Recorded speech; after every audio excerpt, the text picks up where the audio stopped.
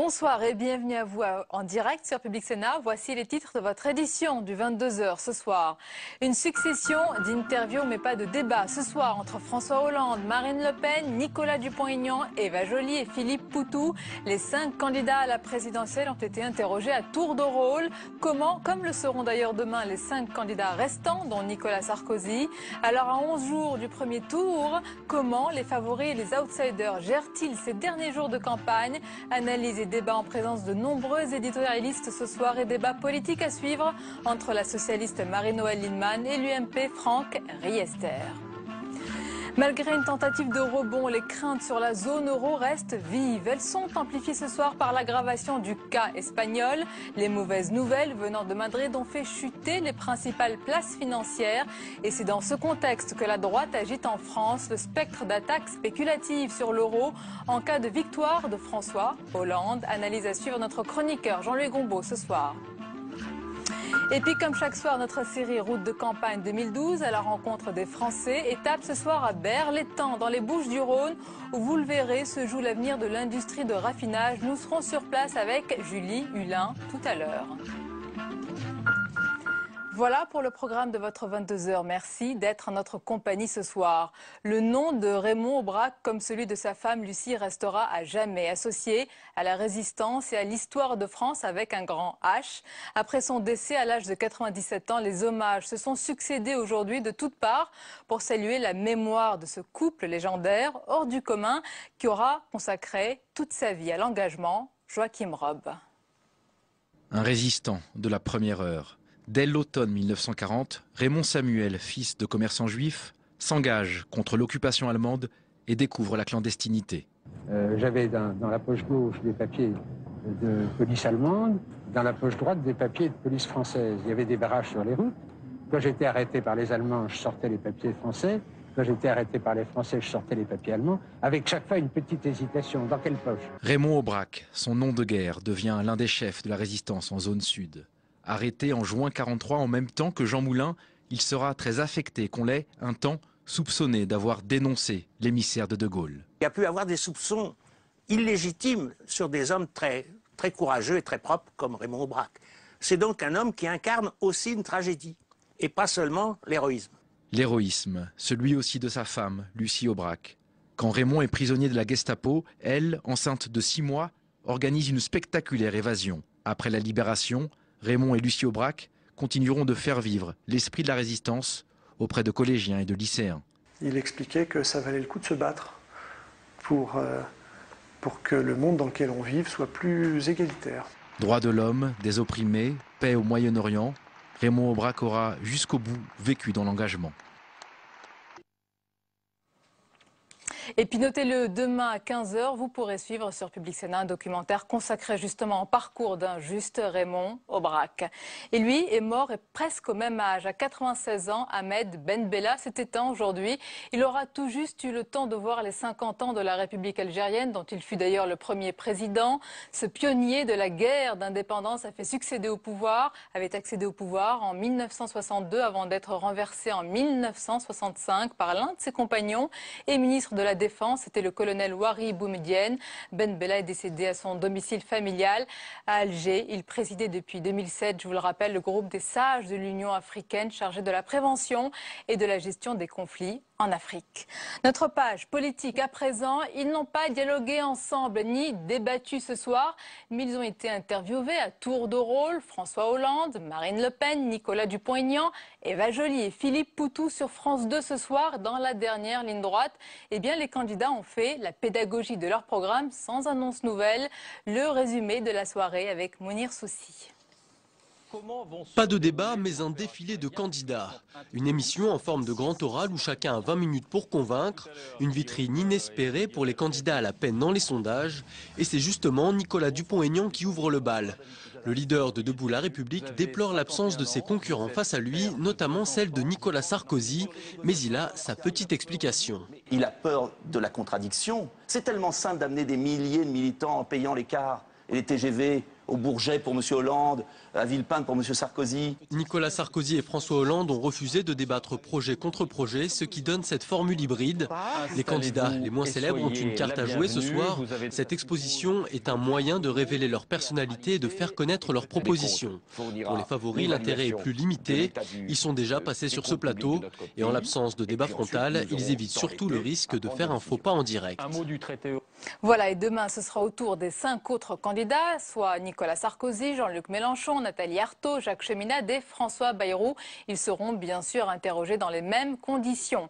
Et avant cette orale demain soir, le président candidat, lui, a réuni aujourd'hui les élus locaux à la Mutualité à Paris.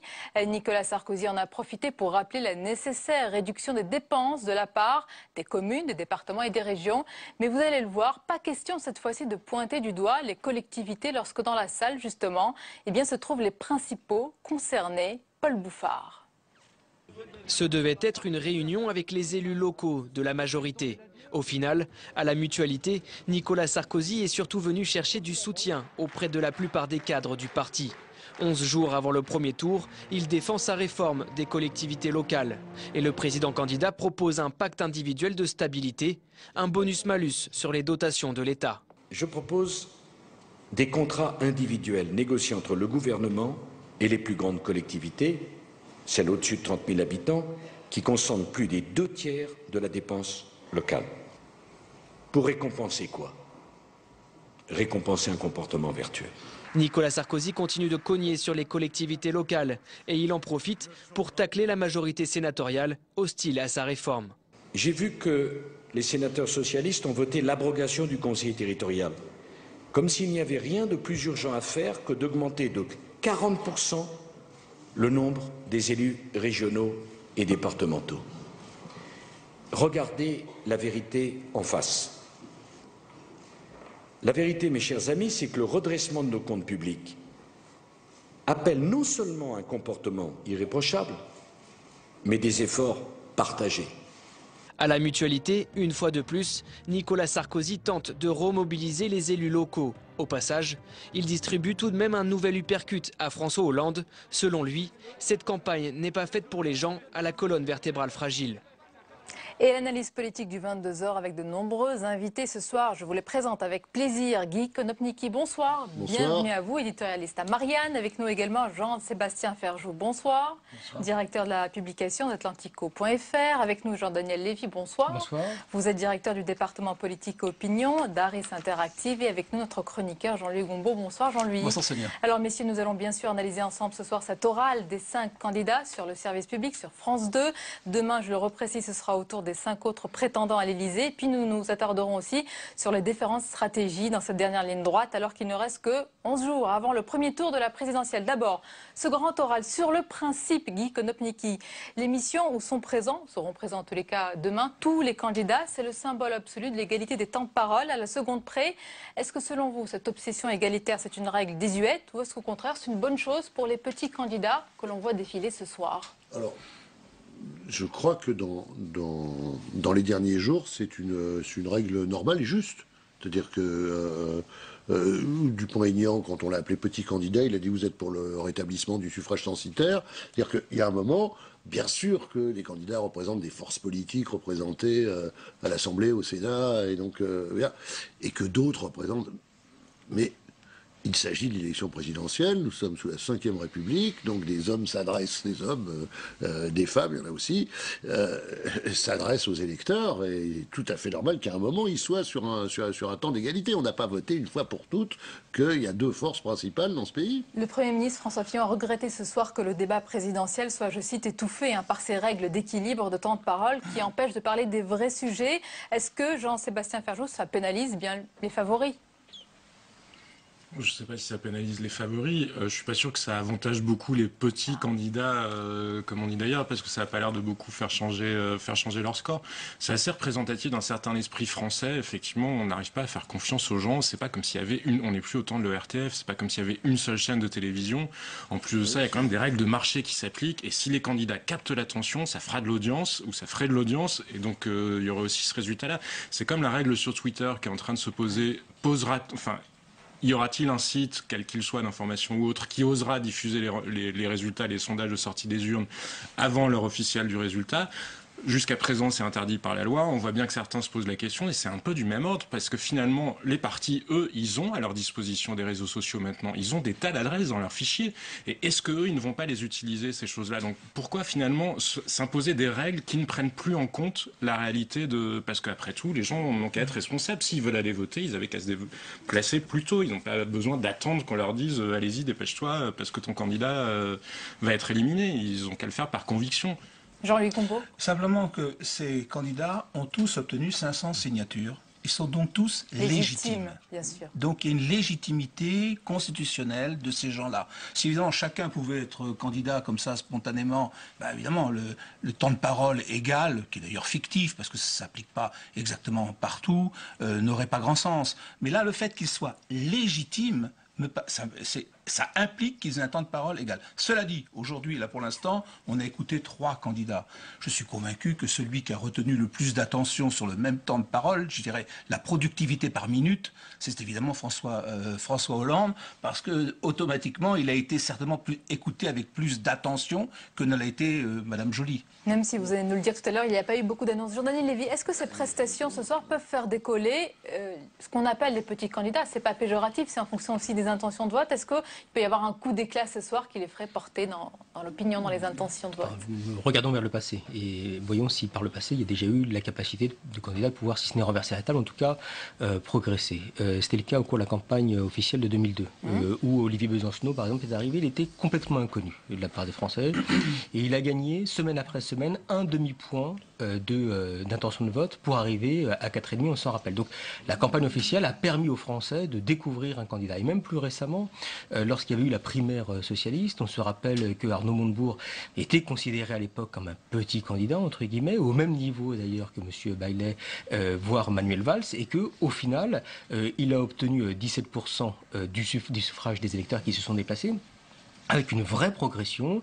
Et on a vu dans toutes les enquêtes qu'à partir... Où il n'y avait pas de règles. Alors, dans un contexte où il n'y avait peut-être pas de règles... ça n'a pas empêché l'émergence d'un... Quoi qu'il en soit, il y avait un temps de parole qui apparaissait comme étant sensiblement identique. Les médias s'étaient autorégulés, il n'y avait pas une règle qui pesait de l'extérieur et qui finit par heurter le sens. Je ne suis pas là pour défendre absolument la règle. Ce que je vous indique, c'est que à la question qui était posée, c'est-à-dire est-ce que par moment ce type d'émission a permis ou pas à des candidats d'émerger, la réponse est oui, enfin en tout cas par le passé. On l'a vu aussi bien pour Olivier Besancenot que pour Arnaud Montebourg. Alors, si on veut remonter en arrière, personnellement, je viens d'écrire sur le moment du départ, sur le moment du départ de De Gaulle, époque où il y avait juste le RTF et juste la campagne officielle. Et bien, on regarde les 2 élections présidentielles qui se sont tenues à ce moment-là, celle où Gérald de Gaulle a été réélu en 65 et celle après son départ. Les 2 sont bouleversés par les émissions de télévision. C'est-à-dire que le moment où les Français sont en face, Mitterrand, Le Canuet, ils vont faire la différence. De Gaulle va se retrouver en ballottage. Et en 1969, au départ, tout le monde dit « Oh, mais c'est Poher largement en tête ». Non, ben, la télévision fait la différence entre Pompidou, posé, homme politique, et Poher, dont on ne comprend pas ce qu'il raconte, à peu près, ça se passe comme ça. Gaston Defferre, qui est crédité d'un gros... Personne ne comprend rien, ne comprend ce qu'il dit, et il se fait tacler par Jacques Duclos, qui est une figure rassurante du communisme français, et qui va monter. Donc, à ce moment-là, il n'y a que la campagne officielle et les meetings que chacun fait. Et à ce moment-là, il y a des forces militantes beaucoup plus importantes, finalement, qu'aujourd'hui, qui comptent pour les gaullistes, pour les communistes, etc. Et la différence fait là. Alors aujourd'hui, on est effectivement dans un système qui parlait de marché, du marché de la télévision, des choses. Des médias et des supports. Ah, mais il y a une pluralité des médias, et en plus il y a Internet, il y a plein de choses. Et des émissions et des candidats, saluons-là aussi, parce qu'ils peuvent s'exprimer. Le non, juste sur ce point-là, le non en 2005 s'est imposé à la fois, il n'était pas du tout représenté dans les médias officiels ni dans la campagne officielle. Et pour autant, ça a été le résultat. Donc je pense qu'il ne faut pas surestimer. Bien sûr que la télévision a un rôle, c'est évident. Si vous êtes un candidat et que vous crevez l'écran, vous allez gagner à la marge quelques points. Mais c'est dans la mesure où ça entre en résonance avec un phénomène politique plus profond. D'ailleurs, votre avis personnel, est-ce que l'un de ces candidats avec des intentions de vote qui avoisinent les 1%, les 0,5%, peut ou crève déjà l'écran ce soir? Peut-être par le côté clown, parce que la proposition de Philippe Poutou ce soir de travailler, de descendre le temps de travail à 30 heures en gagnant plus, Après, c'est-à-dire que ça peut pourquoi les desservir, les on est parti dans le grand décrédibiliser. n'importe quoi. Ça peut les desservir, les décrédibiliser finalement. Je ne sais même pas comment on peut oser venir défendre ça. Ça c'est sûr. À la télévision. Enfin, Quand Eva Joly rompt violemment avec la tradition laïque républicaine de la gauche à laquelle elle est censée être allée, ça va poser des problèmes d'ailleurs dans les circonscriptions que le PS a laissé ouvertes et où des candidats socialistes généralement laïcs s'en posent déjà. Mais alors en plus, pour les candidats qui sont suspendus ou exclus du PS, qui sont en général des gens plutôt défenseurs de la laïcité, quand on leur tend, quand Eva Joly défend au nom d'Europe Écologie Les Verts le port du foulard, voire du voile, de cette manière-là, et elle prononce le mot communauté. Voilà, Jospin, lui, disait, il n'y a qu'une communauté, les Français. Hein. C'est quand même, en principe, c'est ça, la gauche, le truc. Elle parle des communautés, de trucs. Et donc, c'est clair qu'il y a, par exemple, un communautarisme des Verts que les électeurs vont découvrir. Et notamment les électeurs de gauche. Ça va poser des problèmes. Ça va pour les aider la à suite. faire leur choix pour tous les candidats. Encore une question de forme avant de passer au fond. Jean-Daniel Lévy, est-ce que aussi cette campagne officielle, est-ce qu'elle marque un regain d'intérêt pour la campagne de manière générale, ou est-ce que vous voyez que petit à petit ça s'effrite? C'est la deuxième solution aujourd'hui qui correspond plutôt à la réalité des Français, c'est-à-dire qu'on est à un niveau d'intérêt où on a près de 75% des Français qui aujourd'hui se déclarent intéressés par la campagne. C'est déjà c'est un bon en niveau. retrait. Alors, Oui. c'est en retrait déjà par rapport aux différentes mesures qui étaient effectuées, notamment en 2007. Et puis c'est également, lorsqu'on regarde dans l'intensité, le nombre de Français qui se déclarent vraiment très intéressés par cette campagne touche à peu près un Français sur 4, un Français sur 5 selon les semaines. Donc on a une forme de distance qui est exprimée de la part des Français à l'égard de cette campagne. Ça ne veut pas forcément dire qu'ils se désintéressent de la politique. Ils parlent de politique, ils parlent de la campagne de manière générale, mais il y a la perception aujourd'hui qu'il n'y a pas véritablement de confrontation, la perception qu'il y a eu de multiples sujets qui ont pu être évoqués de temps à autre, parfois par chacun des candidats, sans qu'à un moment ou un autre, il y ait une forme de confrontation. Le halal, par exemple, pas véritablement de débat entre les candidats. La sécurité, pas véritablement de débat entre les candidats. Quelle politique en matière d'emploi, pas véritablement de débat entre les différents candidats. La perception qu'on est dans un climat global où, de toute façon, la perception, c'est que la dette constitue une des pierres angulaires d'action, qu'il faudra, d'une manière ou d'une autre, réduire, si ce n'est la dépense publique, en tout cas, les difficultés que rencontre l'État aujourd'hui en termes de remboursement. Et dans ce contexte-là, que ceci obère quelque peu les débats sur le fond politique. Vous parlez justement des sujets de fond, on va en parler avec la crise. Malgré une tentative de rebond, on voit que les craintes sur la zone euro restent vives. Encore ce soir, elles sont amplifiées par l'aggravation du cas espagnol. Les mauvaises nouvelles venant de Madrid ont fait chuter les principales places financières. C'est dans ce contexte que la droite agite en France le spectre d'attaques spéculatives sur l'euro en cas de victoire de François Hollande. On voit le sujet de Sandra Cercara et on en parle ensemble sur le plateau, messieurs.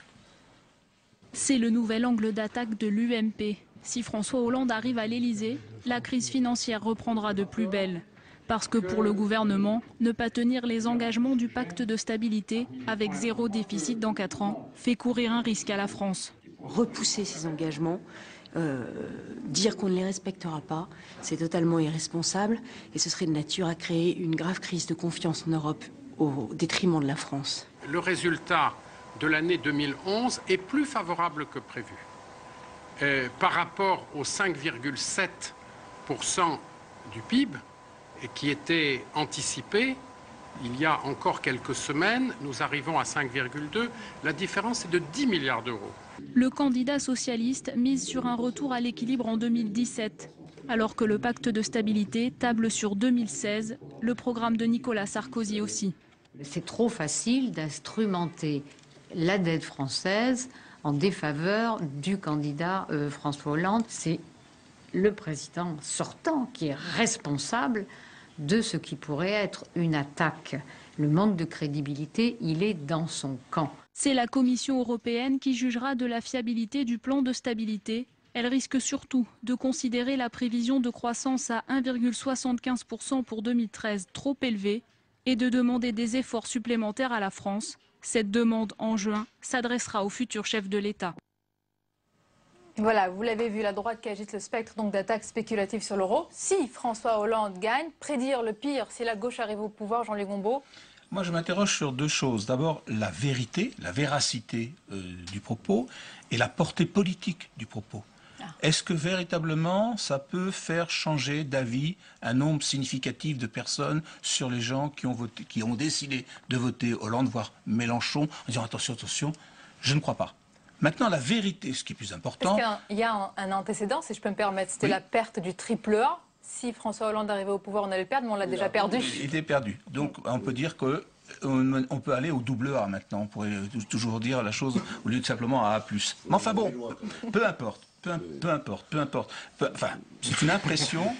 L'impression, c'est que je ne crois pas que c'est un impact politique significatif à une dizaine de jours d'élection présidentielle. Maintenant, je relève... Pour Jean-Luc Mélenchon, à la nuit. Peut-être dans l'autre sens. Voilà. En tout cas, c'est une incertitude. On ne sait pas. Est-ce que c'est vraiment efficace? Je me pose la question. Il y a quand même un problème moral, excusez-moi. Est-ce que la droite est en train de nous dire que la corbeille... Non, De Gaulle, c'était la politique de la France ne se fait pas la corbeille. Mais là, la droite est en train de nous dire que la corbeille doit faire la politique de la France. Des espèces de chantage comme ça. Alors tout, Valérie Pécresse était un peu plus modérée, donnait des explications techniques. Mais quand François Fillon a parlé, c'était une manière de dire aux électeurs, attention, si vous nous chassez, vous allez être ruinés. Ça ressemble à un chantage, c'est quand même un peu indigne. Alors c'est pour ça que je posais la question de la vérité. Et les marchés, est-ce que les marchés redoutent dans ce cas-là cette victoire de François Hollande? Je pense qu'ils redoutent que l'équilibre budgétaire ne soit pas atteint en 2016, voire 2017. Je ne crois pas que le report d'un an n'est pas quelque chose qui m'apparaît absolument stratégique. Ils redoutent le dérapage de la dépense, etc. Donc ils verront à l'œuvre. Cela dit, M. Hollande aujourd'hui a fait une fleur à M. Sarkozy de manière assez surprenante. Il a dit pour l'instant, la crise financière n'atteint pas la France. Il dit ça tout à l'heure. Donc ça, j'étais tout à fait surpris qu'il puisse avancer. Je ne promets pas que le phrase est exact mot à mot, mais il avait l'air de dire pour l'instant on est un peu en dehors, c'est un problème espagnol, c'est un problème italien, mais ce n'est pas véritablement un problème... C'est pas une fleur à Sarkozy. Si, parce que quelque part il dit que globalement les marchés... Il veut surtout dire d'ailleurs que tout est de la faute de Nicolas Sarkozy, ça on voit bien que c'est ce qu'il veut dire, comme s'il n'y avait pas eu la crise effectivement, mais paradoxalement il lui fait peut-être une fleur. Il dit qu'aujourd'hui on n'est pas à l'abri, mais il dit que la France n'est pas atteinte par la crise financière, et il explique d'ailleurs que ceci fait qu'il n'a aucune raison de changer ses propositions et il va appliquer son programme. Dont il sait bien garder pourtant de les chiffrer pour certaines, des deux côtés. Il faut quand même dire que ni l'Espagne, ni l'Italie, pays que j'aime beaucoup dire l'un et l'autre, ne sont la 5e puissance mondiale, ce qu'est la France, que bien sûr il y a la même monnaie, la même crise et les mêmes attaques sur cette monnaie. Mais la France est quand même... Mais c'est pas sur la monnaie, c'est sur les taux d'intérêt de la dette de chacun des pays. La France est une économie avec des richesses un peu supérieures à celle de l'Espagne et de l'Italie. Il y a un classement des pays. Mais combien de centaines de millions d'euros avons-nous à trouver d'ici la fin de l'année sur les marchés? C'est la production de richesse. Nous n'avons pas le même rapport que l'Espagne et l'Italie. Peut-être une parenthèse. C'est quand même... On a le même besoin de des éléments économiques qui ont une certaine importance. Monsieur, peut-être, regardez, une parenthèse. C'était dans les Échos ce matin, c'est très instructif, pages 7 et 8, qui parlait des situations des autres pays, avec notamment l'Espagne en pleine cure d'austérité, l'Italie avec des hausses d'impôts de 40 milliards cette année, le Portugal, suppression de 2 mois de salaire pour les fonctionnaires, etc., etc. La situation n'est pas équivalente. La situation n'est pas équivalente, bien sûr. Mais évidemment qu'elle n'est pas équivalente. Mais oui, d'ailleurs, comme vous le disiez, paradoxalement, François Hollande a fait, probablement en voulant dire que tout était de la faute de Nicolas Sarkozy, lui a fait une fleur parce qu'il reconnaît que la France a été partiellement protégée, ou en tout cas atteinte un peu moins durement pendant cette crise. Alors après, aussi protégée par sa structure économique. Ça aussi, c'est le match de la crédibilité. Sur ce critère, Jean-Daniel Lévy, sur ce critère important de la crédibilité, où en sont les deux favoris? Il y a 2 éléments qui sont intéressants. Le premier élément, c'est que, assez paradoxalement, quand on interroge les Français sur leur sujet de préoccupation, la crise a complètement disparu. En tout cas, le terme crise a complètement disparu. On nous parle beaucoup plus des conséquences de la crise que des causes de la crise en elle-même. Quand on était à un moment qui était un moment paroxystique, on se rappelle, au milieu de l'été d'un côté, ou lorsqu'il y avait eu la mise en place du potentiel référendum en Grèce, on avait pratiquement 70% des Français qui parlaient de la crise. Aujourd'hui, on a moins de 10%. Mais par contre, ils vont nous parler beaucoup plus du pouvoir d'achat, de la hausse des prix, des difficultés en matière de logement, d'emploi, etc. Donc beaucoup plus des conséquences de la crise. Et donc, dans ce contexte-là, ça favorise à l'heure actuelle plus François Hollande, qui apparaît comme étant plus capable de pouvoir remettre un peu, si ce n'est d'égalité, en tout cas de matelas entre les difficultés du quotidien et les raisons pour lesquelles les Français se trouvent dans cette situation, et les causes qui, normalement, serait plus favorable à Nicolas Sarkozy. Et lorsqu'on interroge les Français, c'est Nicolas Sarkozy qui apparaît comme étant le meilleur pour pouvoir répondre aux causes de la crise et François Hollande aux conséquences. Donc la thématique actuelle est à l'heure actuelle un peu plus favorable à François Hollande. Il faudrait quand même le croiser avec un autre indicateur qui est quelle est la confiance que les gens ont dans la politique pour résoudre tel ou tel problème. Parce que je pense que si vous posez la question aux Français, est-ce que vous pensez qu'un gouvernement de droite ou un gouvernement de gauche va vraiment régler le problème du chômage, je pense qu'ils ont assez peu confiance. Là où ils ont encore confiance, c'est sur des... révolution civique, là, vous faites votre révolution.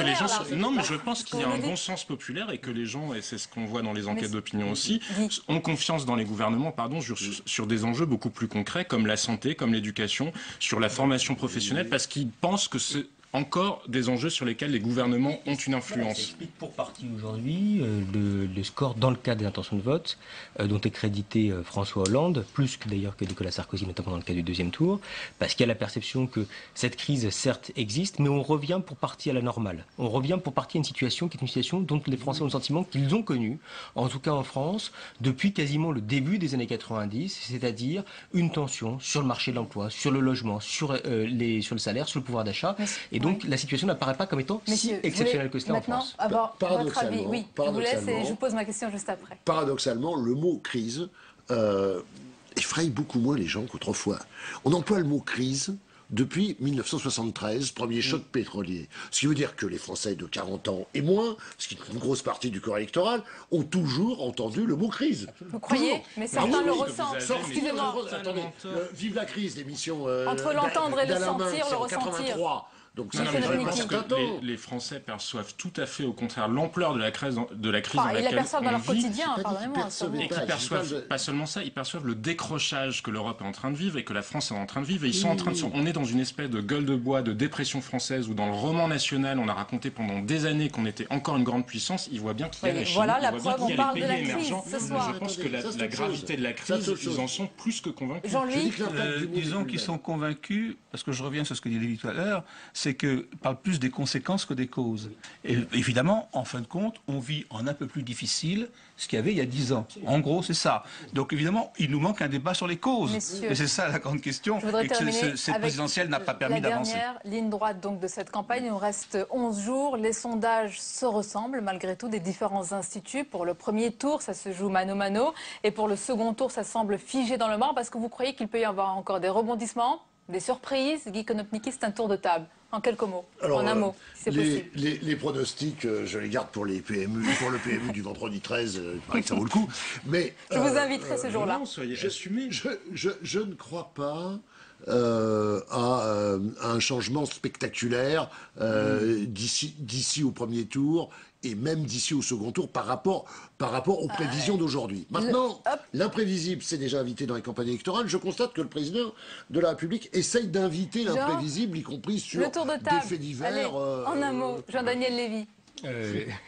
Et Guy Konopnicki faisait tout à l'heure référence à la campagne de 69. En 69, on a vu en fin de campagne une évolution des thématiques de campagne. Donc, ce qui pourrait a priori bénéficier à Nicolas Sarkozy, ce serait une évolution des thématiques de campagne. Et effectivement, pour revenir sur ce qu'on se disait, à savoir la perception par les Français qu'il ne faut pas uniquement parler des conséquences de la crise, mais également des causes. Et sur ce point-là, Nicolas Sarkozy apparaît comme étant plus susceptible que François Hollande de pouvoir répondre positivement à cette thématique-là. Jusqu'au bout, l'imprévisible. Je pense probablement que Marine Le Pen sera devant Jean-Luc Mélenchon. Et après, c'est vrai qu'il y a un élément quand même d'instabilité, c'est qu'on voit un favori qui est en courbe descendante. Merci Jean-Louis. La surprise, elle sera Bayrou, après la déclaration de Juppé. C'est-à-dire qu'il voit comme Premier ministre de Nicolas Sarkozy, et donc ça dépendra de ce qu'il dira pour le second tour. Donc vous prévoyez des surprises. Merci messieurs. Je vous propose à présent de regarder ces surprises, de découvrir ces unes de vos hebdos que vous trouverez demain dans vos kiosques. On va commencer avec Le Point qui titre sur l'état de la France, les chiffres qui accablent, mais aussi les raisons d'espérer. Rarement aura autant... Qu'est-ce qui se passe, Jean-Luc Gombault? Les raisons d'espérer. Rarement campagne aura autant évité les sujets qui fâchent selon cet hebdo. Le Point a enquêté sur ce qui attend le futur président et les Français après le 6 mai. Le Nouvel Observateur à présent, regardez. Le grand perturbateur sur fond rouge vif, c'est Jean-Luc Mélenchon, le probable probable troisième homme de la présidentielle. Les secrets de sa campagne, peut-il faire perdre Hollande? Voilà. Et puis l'Express qui choisit de mettre en valeur, de mettre en avant les mensonges, les coups bas, les lâchetés et les promesses folles. Il y en a dans cette campagne. C'est le roman noir de la présidentielle à découvrir dans votre hebdomadaire. L'Express, c'est demain. Merci beaucoup, messieurs. La suite de votre 22h est comme chaque soir à présent, notre série Route de campagne 2012 à la rencontre des Français, vous le savez. Étape ce soir à Berlétan, c'est dans les Bouches-du-Rhône où, vous allez le voir, se joue l'avenir de l'industrie et du raffinage. C'est un reportage de Pierre Bond-Joseph avec Julie Hulin.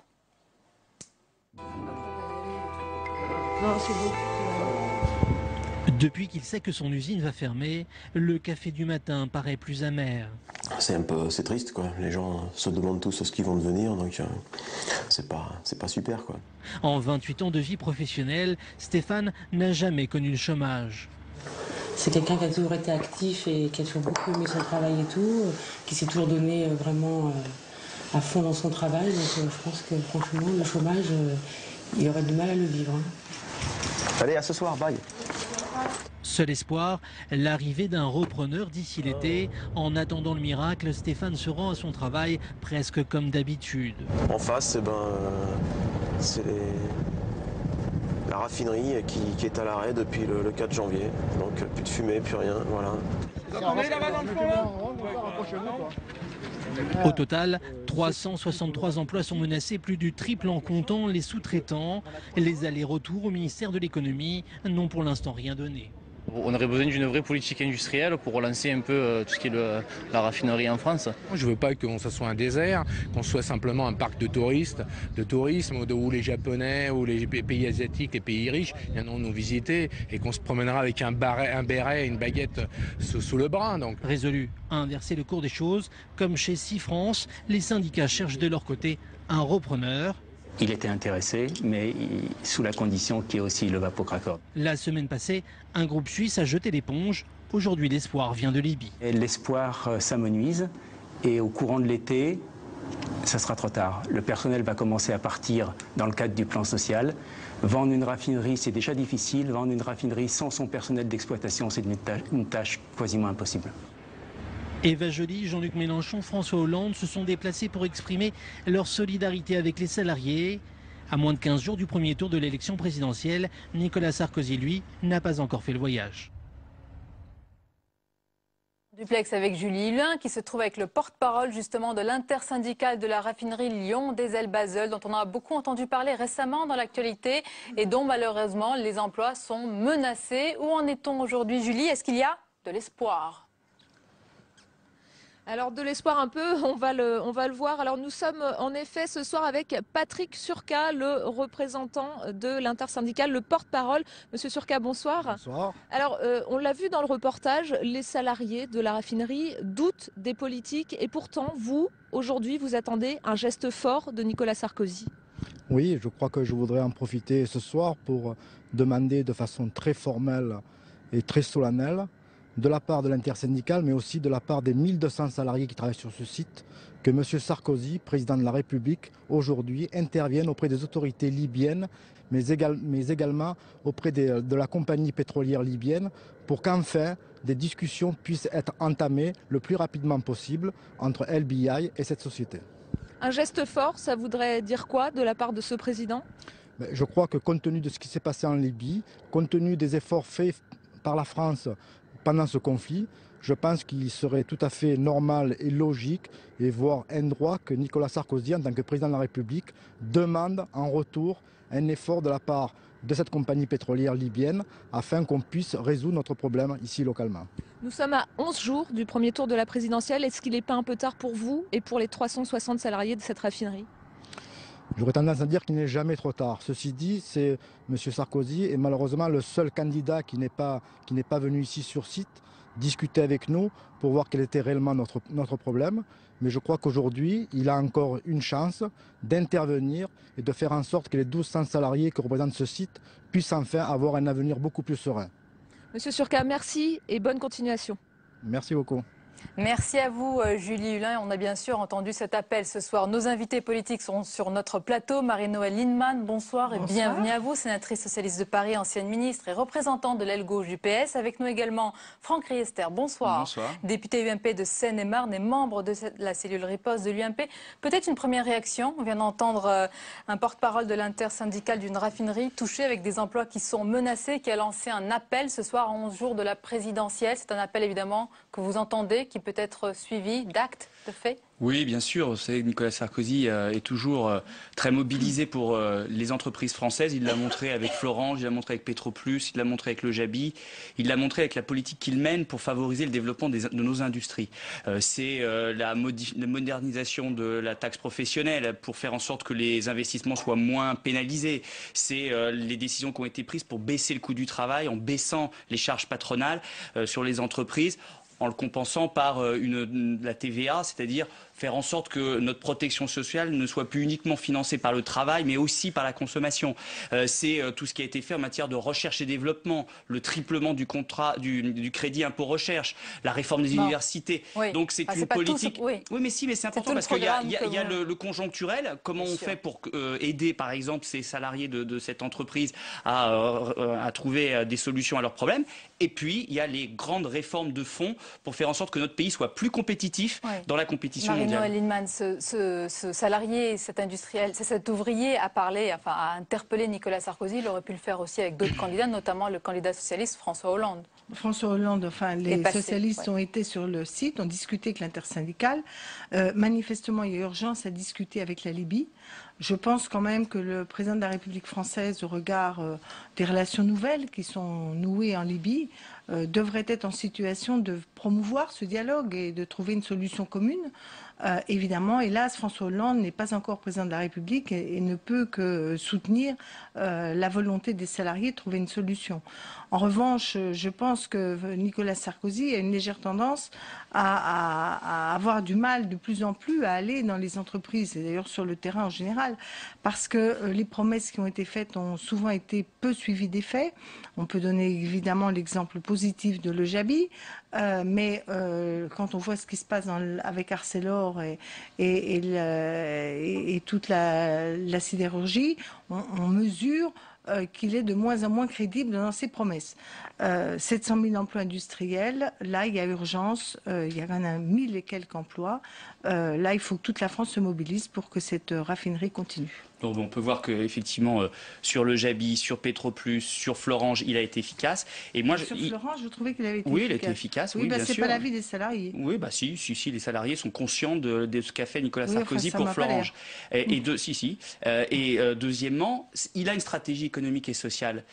Or, François Hollande n'a aucune stratégie économique et sociale pour répondre à la problématique des entreprises dans la compétition mondiale, des entreprises et des salariés de ces entreprises. Leur donner les moyens de se battre sur les marchés. Pardon ? Arrêtez de répéter, de dire François Hollande n'a pas... Dites-moi quelle est sa stratégie économique et sociale pour aider les industries dans la compétition mondiale. Sa double stratégie, c'est d'abord une stratégie offensive, en particulier avec une banque publique d'investissement pour permettre aux petites PME qui doivent devenir... Elle existe, OSEO. Non, OSEO, ça n'est pas... C'est pour les financements, notamment des PME. Pas du tout. Elle ne permet pas renforcer le dispositif. Voilà, on a auditionné au Sénat aujourd'hui OSEO. On a besoin, en particulier pour le secteur industriel, en lien d'ailleurs avec les régions, de soutenir des filières industrielles qui doivent se restructurer. Et deuxièmement, nous avons besoin, mais tout existe et on a perdu 700 000 emplois industriels. Parce qu'il faut améliorer encore la compétitivité. Non, mais je m'excuse. Mais ça existe, ça. C'est vos solutions. Mais non, mais attendez, vous me demandez si on en a, on en a. On a celle-là. Mais bien sûr, tout existe. Mais non, pas tout, celle-là existe. C'est exactement pas ce qu'on va faire. Les présidents de région qui savent tous les jours qu'il y a chez eux des entreprises qui voudraient se développer ne trouvent pas aujourd'hui dans les banques ni à OSEO l'argent suffisant pour capitaliser et donner des fonds propres à ces structures. Une banque publique d'investissement permettra de le faire. Il y a des efforts, il y a des Est-ce qu'il y a des efforts à faire, malgré tout, parce que vous dites que ça existe, mais sur cette question-là, ça existe, le dispositif existe. Qu'il soit renforcé, pourquoi pas? Mais c'est pas pas ça une stratégie économique et sociale pour donner aux entreprises et industrielles notamment. C'est celle de tous les libéraux, baisser les charges. Alors, mais c'est quoi la vôtre? Mais c'est quoi la vôtre? Attendez, premièrement, on donne des moyens pour capitaliser l'industrie, on soutient des filières. Deuxièmement, une stratégie de résistance aux délocalisations et au départ d'entreprises.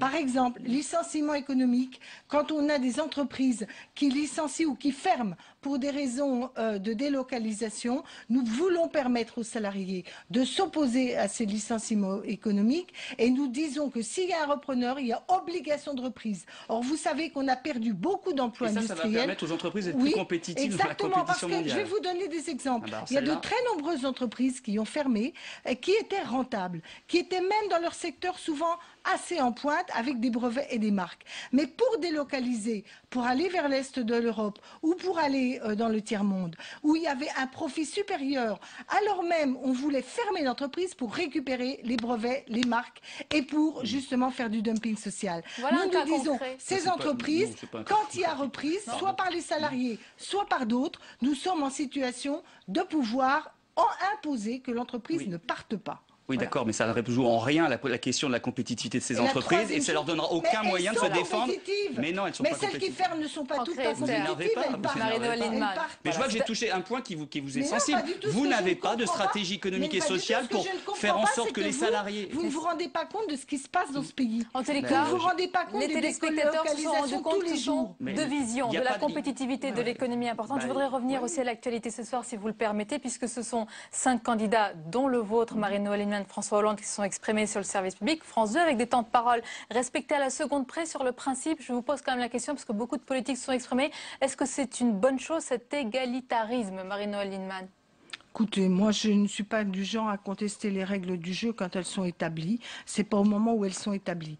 Elles sont comme ça, on les prend comme ça. Et quand même, pour ma part, je considère qu'à partir du moment où des petits candidats, entre guillemets petits, ont pu passer l'obstacle des signatures, ils sont légitimes.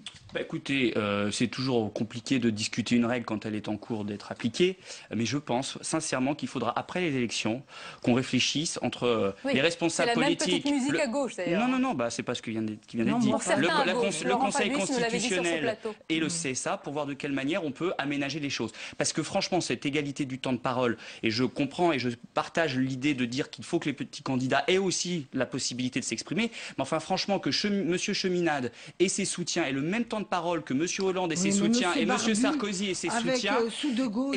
Oui, mais enfin écoutez, pendant que M. Cheminade nous parle de l'arrivée sur Mars, on ne peut pas débattre sérieusement des vrais sujets qui concernent nos compatriotes. C'est pas ça qui empêche de parler de ces sujets. Parce qu'ils auraient déjà pu être bien sur la table. Parce qu'ils sont 10 candidats. Vous parlez parlons des vrais sujets, c'est important parce qu'il y a aussi les convulsions qui reprennent, enfin on l'espère pas convulsions, mais en tous les cas des risques de convulsions dans la zone euro, en particulier avec le cas espagnol, et la droite, Marine-Noëlle Lienemann, qui pointe le risque d'attaques spéculatives contre l'euro si la gauche arrive au pouvoir. Mais moi je rêve, les attaques elles ont lieu.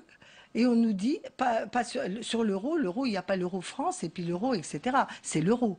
L'euro est attaqué par l'absence de bonne stratégie pour faire face à la crise que nous vivons depuis des années.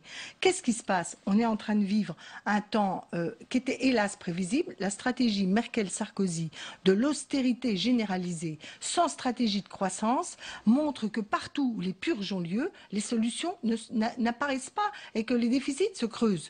Et donc, les marchés qui par ailleurs ont des tendances spéculatives parce que la situation est pire aux États-Unis et ne spéculent pas aux États-Unis, il y a d'autres raisons géopolitiques qui interviennent. Les marchés interviennent dans ce jeu et on veut faire croire que la question c'est qu'est-ce qui va se passer dans 15 jours. La gauche épouvantail. C'est ce qui se passe puisque l'Allemagne a pris les décisions au bon moment, des bonnes décisions de bonne gestion de l'argent public et donc aujourd'hui elle est dans une situation économique beaucoup plus favorable qu'un certain nombre de pays qui n'ont pas pris à temps les décisions qui s'imposent. posait. Vous êtes là. Et ben c'est pour ça, madame, que notre situation est bien meilleure que l'Espagne, bien meilleure que l'Italie, bien meilleure que la Grande-Bretagne, bien meilleure que la Grande-Bretagne n'est pas attaquée pour l'instant de manière les décisions terribles ont été prises en Grande-Bretagne. Baisse des. Ah bah non, c'est exactement ça, c'est l'austérité. C'est l'austérité, madame. Pardon. Mais non, mais ils ont décidé, c'est pas à cause de l'euro qu'ils l'ont fait. Mais qui dit que c'est à cause de l'euro? Parce que vous dites que l'euro va être attaqué. Non, c'est pas moi, c'est madame qui vient de le dire. Je pose une question. Non, j'ai pas dit que l'euro était attaqué. Je dis simplement qu'à partir du moment... Non mais attendez, d'ailleurs la crise c'est plus une crise de la dette souveraine, des dettes souveraines que la crise de l'euro. Et la question de la spéculation, c'est la spéculation sur les taux d'intérêt des dettes souveraines. Et donc c'est effectivement, si on ne prend pas les décisions qui s'imposent de baisse des dépenses publiques, de meilleure compétitivité de nos entreprises, à ce moment-là les investisseurs qui nous prêtent de l'argent pour financer notre dette seront plus exigeants. Attendez, laissez-moi, seront plus exigeants, risqueront davantage, et donc il y aura des taux d'intérêt plus importants. Ça va être le mot de la conclusion. Mais non, nos taux d'intérêt sont inférieurs à beaucoup de pays européens. Bien sûr, encore heureux qu'on est inférieur à la Grèce quand on est la France. Simplement, l'écart avec l'Allemagne, monsieur, vous prenez toujours l'exemple de l'Allemagne, l'écart était de 4 points, on est aujourd'hui 100 et quelques points de spread, comme on dit dans la technique, c'est-à-dire sur les emprunts. Malheureusement, comme on a parlé de la productivité, de la compétitivité et de l'économie, on est arrivé à la fin de ce débat. En tous les cas, vous avez pu vous exprimer sur des sujets importants et on espère qu'ils vont évidemment remplir cette campagne jusqu'au dernier jour. Merci à vous d'avoir été nos invités. C'est la fin de ce journal. Merci surtout à vous de nous avoir suivis. Restez sur Public Sénat. Tout de suite, c'est votre émission Déshabillons-les. Je vous souhaite une belle soirée, une douce soirée. À demain.